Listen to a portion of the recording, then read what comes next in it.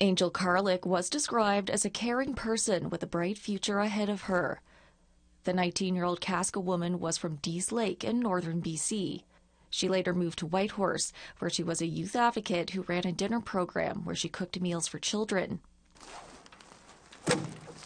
Her uncle William Carlick says she was always happy. The last time I saw her was we went down to the place she was working downtown. She was cooking up and she was serving soup to my mother and myself when we went to visit her. And she was happy then too. Carlick went missing in May of 2007. She was last seen walking away from Main Street in Whitehorse.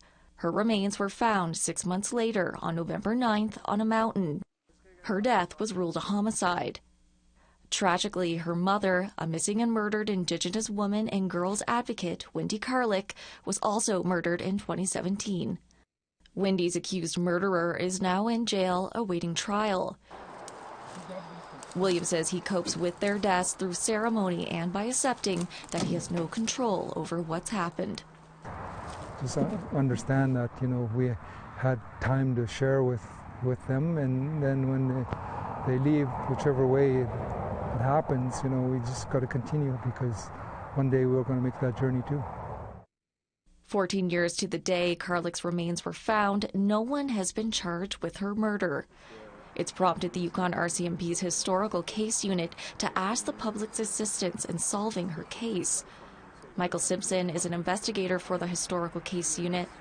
He says Carlick was spotted with two males who might hold the clues as to what happened to her. Never have figured out who those two males are, and I think they would hold the answers, or at least be able to begin telling me where to look next. Simpson says with no evidence like witnesses, DNA profiles, or camera footage, Carlick's case has been difficult to solve. And unfortunately, sometimes, despite all our best efforts, moving the file forward to a point where you could lay charges is just really difficult in some cases. Despite this, he still encourages anyone who might know something to come forward.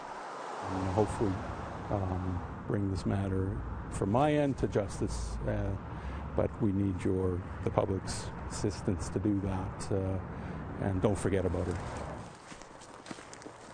Though there's never been any justice for Carlick, her uncle says traditional pursuits help him move forward.